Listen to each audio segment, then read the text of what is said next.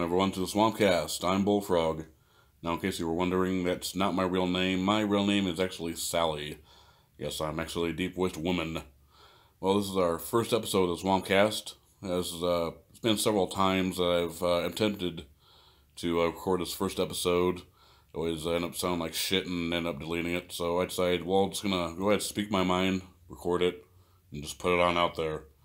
Been wanting to do this for quite a while, and finally decided to, well, just get off my ass and finally do it. So, let's jump on in. Something I'm sick of hearing about is this listen and believe BS. Now, I've actually heard some feminists saying, well, you don't need evidence. We believe survivors.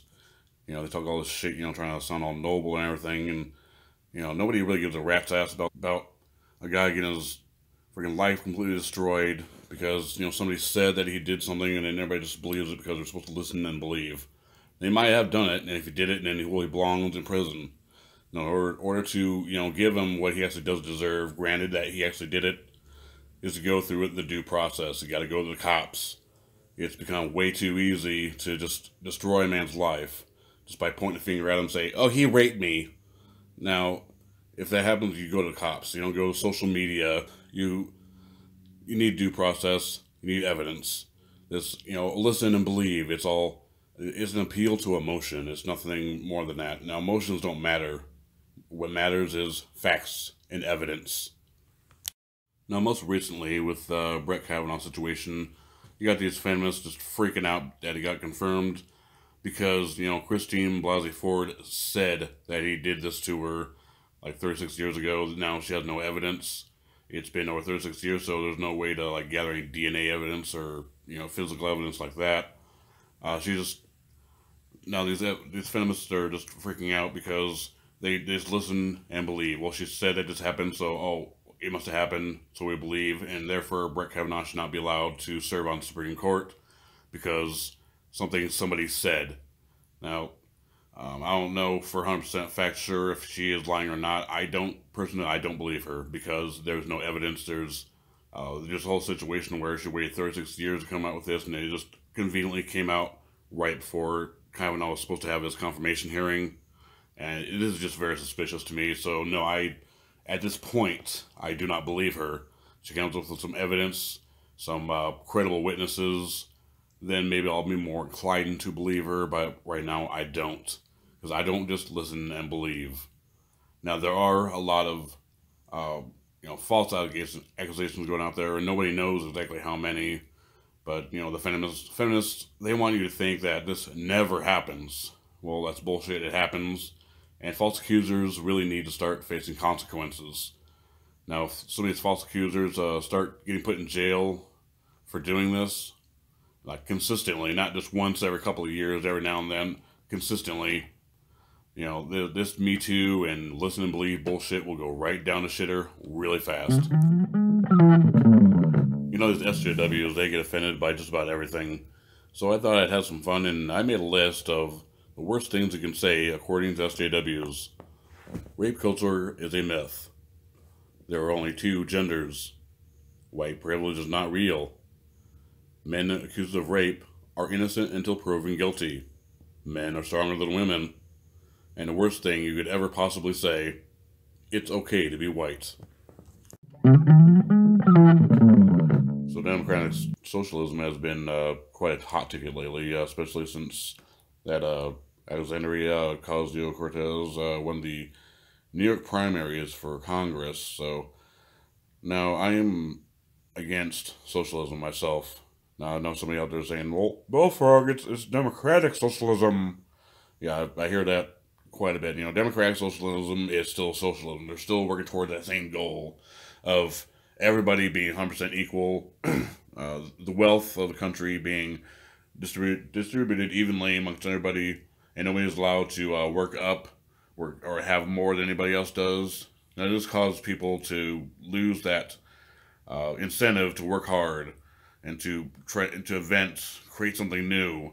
And eventually, everybody's going to get lazy. They have no incentive to work hard or get up there off their ass and do anything because they're all just going to get the same amount of money anyways, and it's not.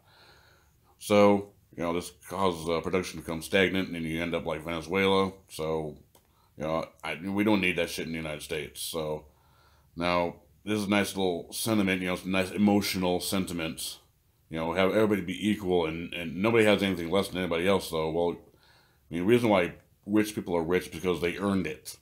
They didn't take it from the poor people. They earned that, what they have. They worked for it. So nobody should be automatically entitled to what somebody else earns and what somebody else produces. They like to complain about how the employee produces wealth for the employer. Well, the employer, they took the risk and built this business, and they made a voluntary transaction, voluntary agreement that the worker would trade their labor in exchange for a wage or a salary or whatnot. They're not being forced into that. Capitalism is the way to go. We need less government involvement. Less the government has their fingers in everything. Actually, the more prosperous our economy can become. But because of all those regulations that we have right now, it's just so much more difficult to start a business. The government is actually helping these larger businesses keep their competition from rising up.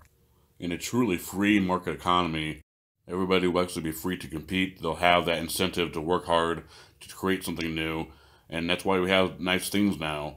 This is why capitalism is the reason why you have that nice computer or that nice smartphone that you're probably listening to this podcast on.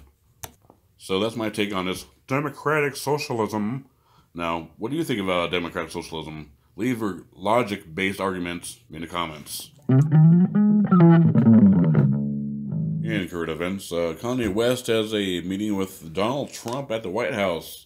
Originally, he was supposed to talk about policy issues and whatnot, prison reform, this stop and frisk policy he had an issue with, and he kind of went off on this tangent about all kind of weird shit, though. So a lot of people have mixed feelings about this. A lot of people are saying that this is a stunt by Trump in order to try to gain black votes here in the midterms coming up. Try to get more black people to vote Republican or whatnot. I really don't know I don't know, but I thought the whole thing was kind of weird how he just, I don't know, he went off talking about, alternate universes and started talking about his bipolar disorder and just I don't know, went all over the place. I don't know what it was about. I don't know if he was high or what, but I just thought it was kind of weird. So, what do you think about that? Let me know in the comments.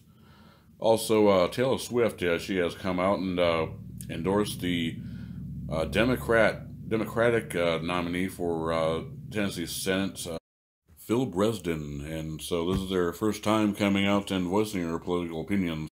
A lot of her fans and people are that's pretty disappointed in her about this. Myself, I don't really see it as a very big deal.